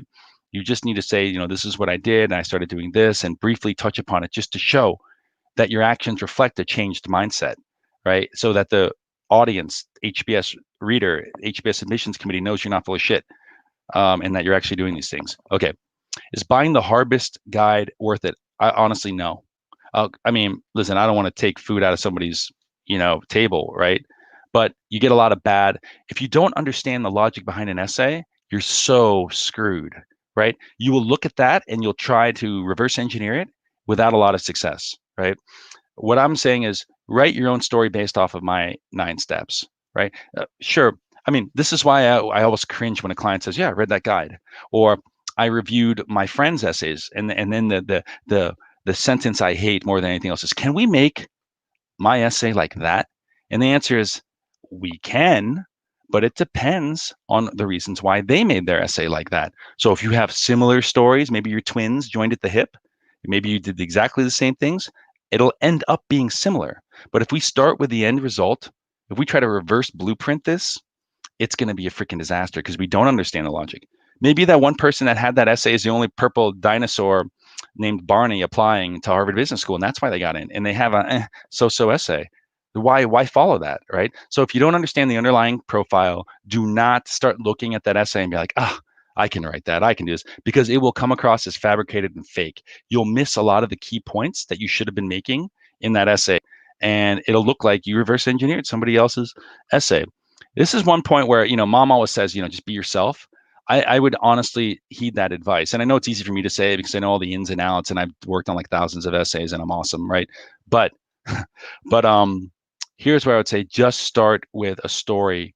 Focus on a difficult thing you did as an undergraduate, as just a brainstorming example. What made it so difficult, but ultimately, how did it change you? So yeah, what award did you get out of it? Great. right? But how do you think it changed you? Maybe you're a person who just didn't listen because you're a, know-it-all, the smarty art, right? And it changed you into somebody who saw the value of empathy, of listening, of responding to other people instead of just, you know, trying to stuff 10 pounds of shit into a 5-pound bag each time, forcing your way through things because, you're always right, you're always smart, right? It doesn't work anymore in the real world. You could also talk about the first time you had to do something at work and you screwed up. And what happened. It's okay to talk about those things. You don't want to talk about it from the last year or so. You want to talk about it early on. Now, so let's see. I am from IITG top 7 and I've worked with good startups. How does HBS evaluate? So again, Aman Tomar says, he's from IITG. He has worked with good startups. What else can I repeat that you just said? Okay, listen, they evaluate the reasons why you went after these startups. So if you're a guy who eschewed or avoided the traditional path that mom and dad and every good IITian goes down after graduation, go work for Bain, go do this, and you said, nah, man, F that. I'm going to march to the beat of my own drum because somehow you learned something at IITG when you were there that showed you like, take the path less traveled, take risks, don't be a sheep, go do this, and this. If that is the underlying motivation for why you have gone to these startups and why you love startups and why you'll always be a startup guy, then that is the right story to say. But remember, you got to go back and articulate what the hell happened that turned you in from like a good, smart, hardworking Indian kid getting, 9 out of 10, 9 out of 9 out of 10, 9.9 out of 10. What took you from being that smart, motivated kid into someone who just thinks differently, but more or less it can raise a middle finger to everything that Indian society and every Indian mom and dad tells you to do, and your friends tell you to do, and your uncles tell you to do, and the recruiters tell you to do, to go after all these startups, right? So anyway, let's see, where am I? Monish Patel says, okay, no, I already got it. Listen, if you want to buy the Harvest Guide, buy it, right? But it's like $70. Well, I'm not a big fan of looking at other people's essays to write your own. Okay, so yeah, dude, if you're not from an IITD, IITB, go back to that second slide and look at all the schools that are on there, right? Right? There's something about those schools. Let's be honest with each other. There's something about those schools that people, that HBS likes. Now, remember, they know they're getting a certain quality of applicant or graduate from coming out of the IITBs, Ds, Gs, Ks, SRCCs, and the BITSs, right?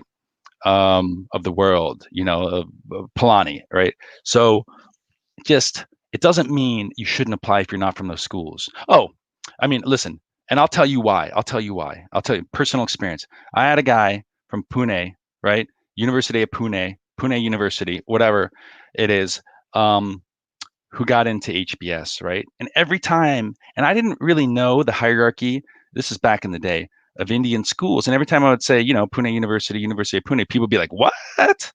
No, stop the presses. And I'm like, why? What's up? And they would tell me like, that's not that great. Of course,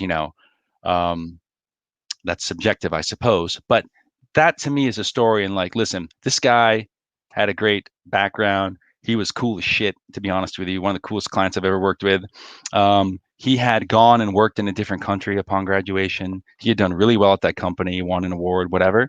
But his story was not even about that. His story was about his parents being small to medium-sized business owners, right? So anyway, he followed the framework. He got in. He's probably making like 3 times as much money as me, so he owes me. But just don't let it count you out if you have that story, right? Okay, so what somebody says, I'm Miss Rose. Okay, so wait, time out. So let me see. Ankit, do core software engineers, Samsung, make good MBA candidates? Again, dude. So Ankit, they make. Are you a leader? And you're like, well, I guess so. It's, have you demonstrated those leadership characteristics? So yeah, if you went and worked in Korea and nobody else from your school did in India, yeah, right. It shows that you're zigging when everybody else is zagging. It's showing that you're willingly accepting more risk because you don't know what you're going to find in Korea besides kimchi, right? But what you do know is that whatever it is, it's going to be more challenging had you stayed in India, let's say, and worked for Samsung even, and you're willing to risk it, roll the dice to go out there because whatever that you're going to have that's going to challenge you, you know it's going to change you for the better, most likely, right? Even if you fail, you're willing to accept that risk. They like that type of fortitude, right? The guts. Um, so again, whether you're a software engineer, a chemical engineer, whatever type of engineer, does not matter. What matters is the fight in the dog, right? Who you are as a person, how you view leadership, why you have done the things that you did. And like I said earlier, it does not. You don't think you have to go join Bill and Melinda Gates Foundation or whatever other philanthropic venture. That's not what they're looking for, right? If you did, more power to you. I see Harvard does like that. Stanford likes that too. But what matters is the fight in the dog. Like, how do you view challenges? Have you gone after those challenges? Have you gone after the most ambitious, aggressive opportunities because you know that it's going to be painful, it's going to be tough, but you do it because you know it's your fuel as a leader, right? It will fuel your leadership growth. So software engineer, whatever type of flavor, I'm a mechanical engineer. I used to be, I forgot all that stuff. But whether it's Samsung, Microsoft, or Oracle, or TikTok, or whatever, right? Does not matter. They just needs to be. You can find.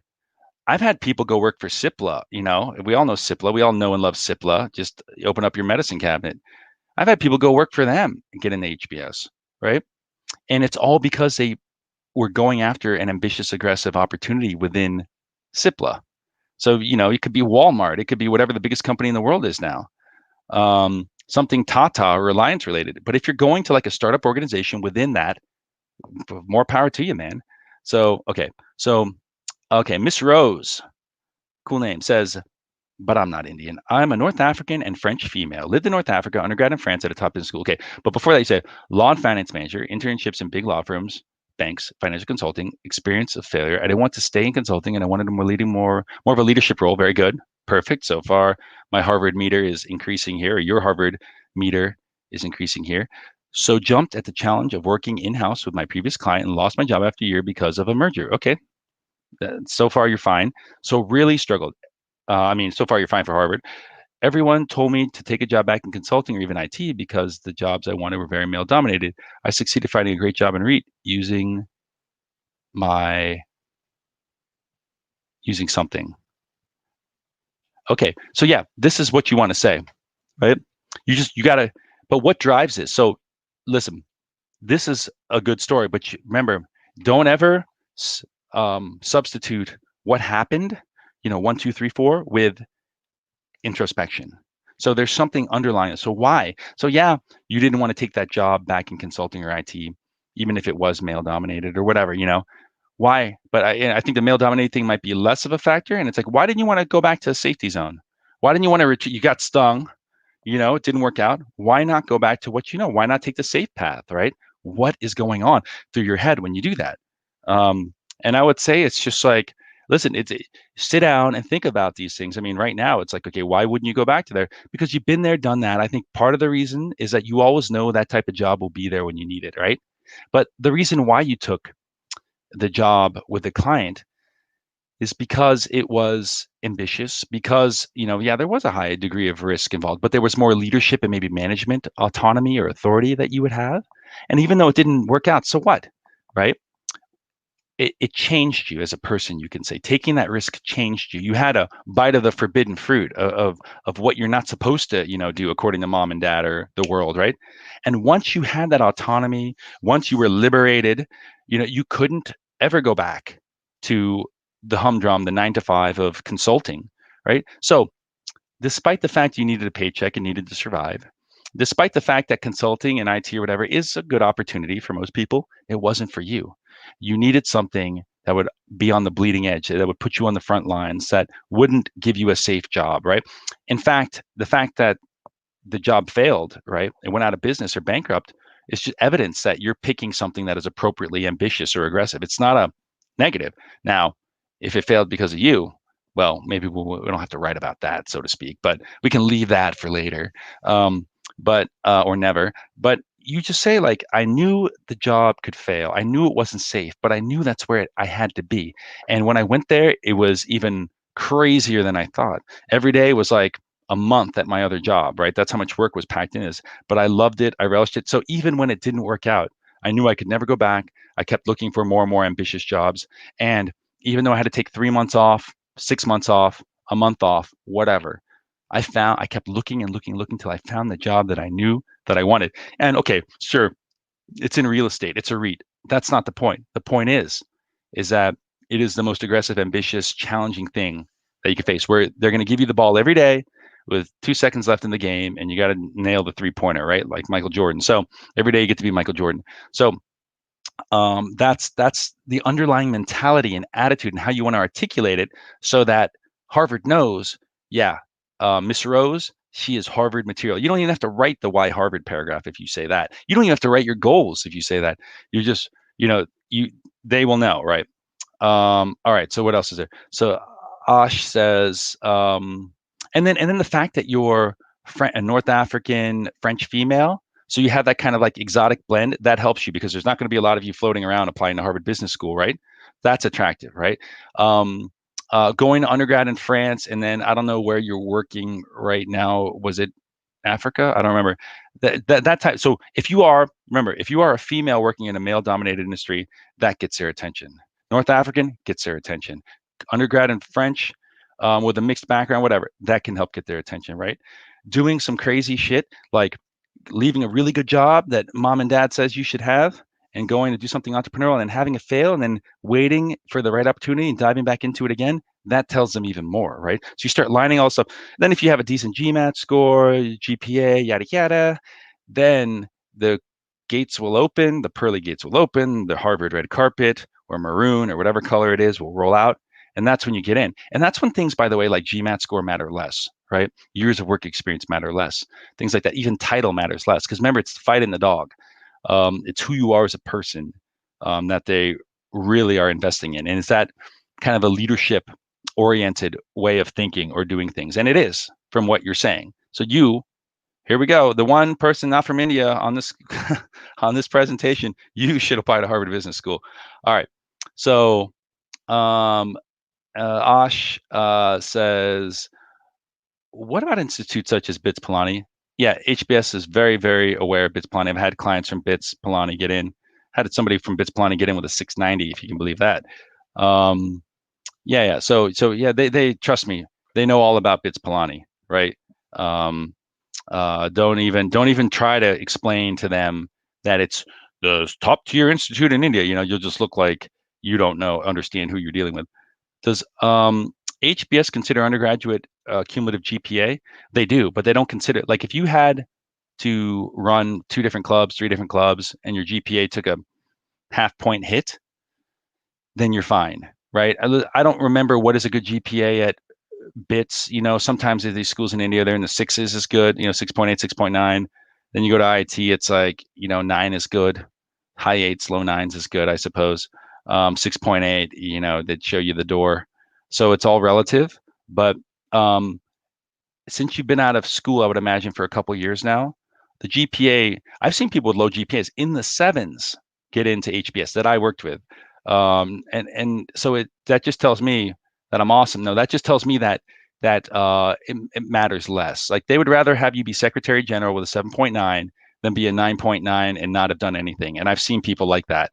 I mean, I find it hard to believe that somebody can graduate from a top tier institution in India without really having done too much leadership stuff, because I know they jam every opportunity your way. You just have to kind of take advantage of it and run with it. And make the most out of it. But some people do manage to get through by only playing PlayStation and hanging out, right? So don't worry about the CGPA. Just concentrate. You better nail that damn GMAT then, right? Come to the table of the 750. Can I mask lower GPA with good GMAT score? You can mask it, yeah, with good undergraduate leadership experience, right? And I hope you have that. Of course, yeah, great. And remember, they're most concerned about who you are today, right? But who you are today is inevitably built upon a history of doing smart shit, right? Being involved, leading. So, you don't want to be the Johnny come lately or the Sally come lately, where all of a sudden you found religion and now you're just this huge leader. Life doesn't work like that, and at least not according to Harvard. So have that history, right? All right. So Okay, so yes, bits is between. Okay, yeah, that's what I thought. See, Ash, 6 and 7 out of 10. Okay, so Arnab Bhattacharya, will not having a blue chip experience hurt? No, dude. No, no, no, no. So not having a blue chip, listen, these schools are starting to shy away from that. You can have a base of a blue chip, right? Again, guys, Mr. Bhattacharya with 2 Y's, right? Listen, again, I don't know if you just joined the presentation or not. And I'm not trying to be a jerk, by the way. But dude, come on. It's like all about, again, the fight and the dog. I hate to use that analogy, but they're worried about like they're concerned about how you think about things. So if you went to that nonprofit because you genuinely wanted to make a difference in the world and you're a true believer and you knew graduating out of IIT. Like I've had people, if you knew going that non-traditional route was going to be something that was painful, that was going to require a lot of hard work, that was going to be worse than had you gone to McKinsey, BCG, even QCI, and you just jumped straight into the fire because you're a person who sees the value in doing the most difficult thing possible because it'll either kill you or make you stronger than you would have been otherwise, then that's what you need to articulate. And that's when Mr.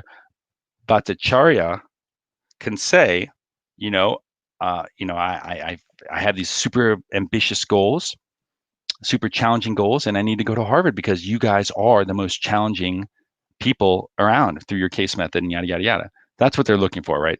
So that doesn't matter if you have a blue chip or not, right? Did I mention blue chip at all in that? No.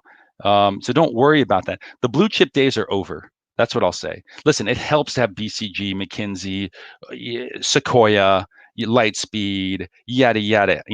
Even Bloom Ventures, right?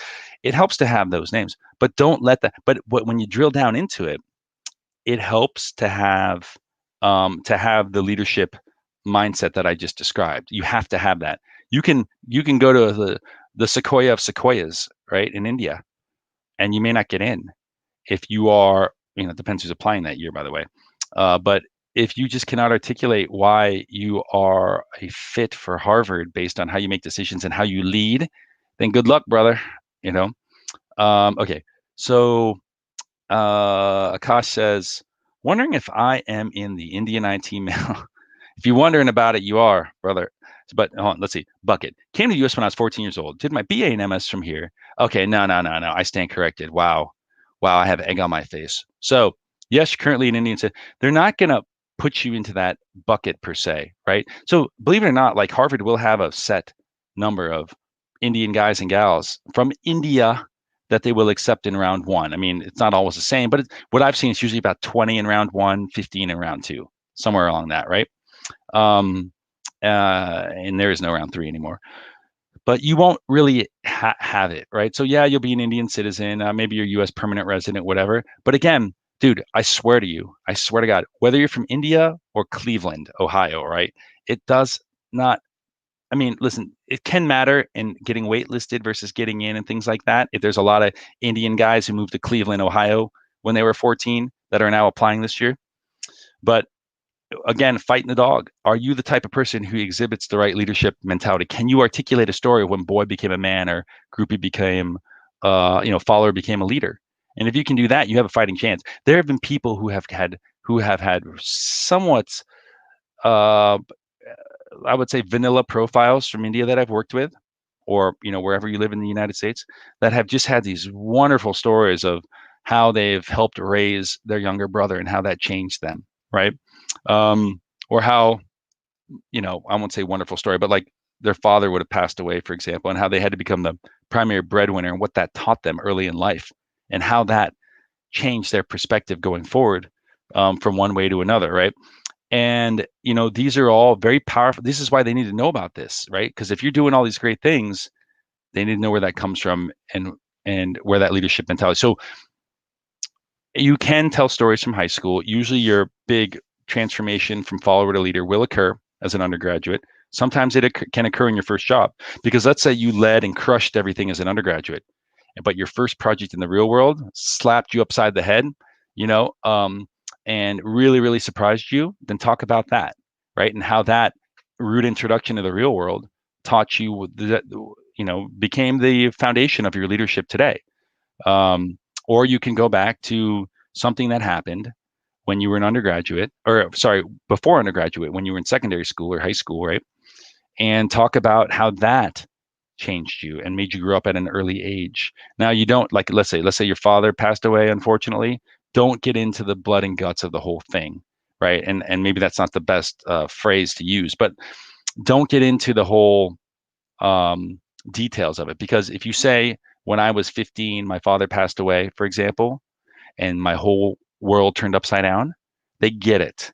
They don't need to know how or why or any of this stuff, right? Unless it's relevant to the story per se. They just need to know the impact it had on you and how you changed. So don't substitute, don't ever try to become a disingenuous narrator, which means playing on the audience's heartstrings, right? Just say, they get it. Dad was in a car crash, passed away, done.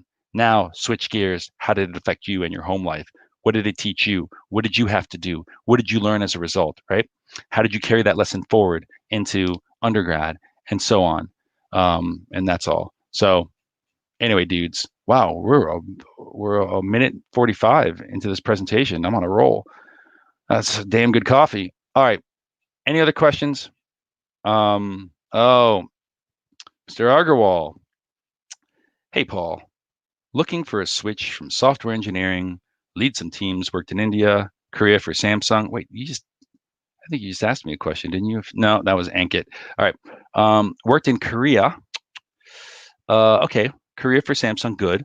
Which schools and courses? Okay. This is a very detailed. Listen, the whole thing for, okay, I don't know if you're asking about HBS. Or no, you might be asking about HBS. This is too broad of a question, right?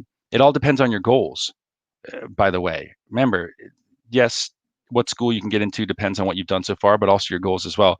Just email me offline and we can set up a time to talk, by the way. That goes for everybody within reason. Okay, well, your goals here. I want to go in a project management role for a software company. Yeah, this is too broad. So for HBS, they don't actually care. They need to know what I articulated. Stanford and Harvard need to know about what you value, how you think, how you act, the reasons for all of that, right? And how that, especially for Stanford, how that sums up to the goal and the vision you have for your future. For Stanford, essays 1 and 2, what matters most to you and why Stanford, they connect. It's almost like they're one big long essay. They connect.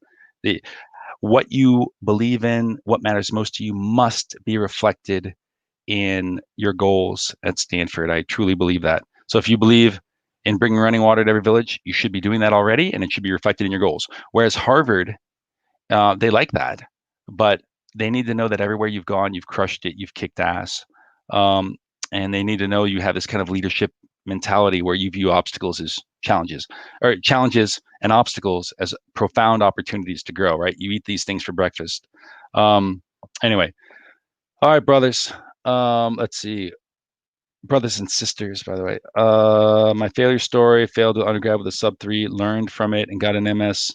Okay, I mean, that again, there would have to be a bit more of it than that, because okay, no, Akash says my failure story is how I failed my undergrad with a sub 3 GPA, learned from it, got a master's in 3.9. Okay, now you better don't just think that somehow they're going to believe you learned from it because you got a 3.9 GPA. Don't make that mistake. You must articulate with great introspection as to why you learn this. So they will see that you learned something. They will see that your grades are better, but you have to articulate what you learned. So for example, like maybe you were partying, maybe you grew up in a very conservative family, right? And your parents never let you do anything. And so when you got to college, you started partying, smoking cigarettes, hanging out with the wrong crew, drinking beers, 6 or several. You basically want to be able to say, like, listen, came a moment in time where maybe I lost out on this internship, or everybody else got an internship and I didn't, or something happened, right? Where it causes you, remember the 9 steps to that story, something happens, it slaps you across the face, your whole life, once upon a time and every day, I'm partying, I'm loving life, I got away from my family, and then comes a time where I lost out on something, or my girlfriend dumped me because she said I was a loser because I wasn't going anywhere because I was addicted to beer, whatever, where it shocks you and to start to think about, what is it, maybe why were my parents so strict? What were they trying to teach me? Let's say you're living in the States or something and your parents came over from India or wherever. Why what were they trying? Why were they so strict? What were they trying to instill in me? Even though it kind of came out all messed up, and my parents were different from every other kid's parents on the block. What were they trying to do? Why were they so strict? What were they trying to instill in me?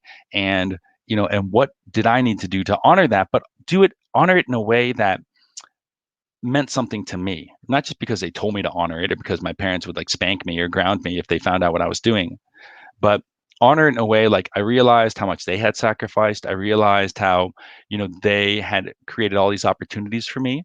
And I realized even more than that, like why, for some reason, I wanted now to make a difference in a very meaningful way, and not squander whatever opportunity that I had, and why I wanted to do it for me, right? Not necessarily because mom and dad told me to, even though you appreciate everything they've done for you. Anyway, I'm rambling. All right, dudes and dudettes, I have to run here, but email me and we can continue the conversation forward. I'll, in the very least, send you the presentation. All right. That is all. Thanks for attending. I'll be doing one of these in the future through GMAT Club. I'm not sure what it's going to be on, but it'll be good. Talk to you later. Bye-bye.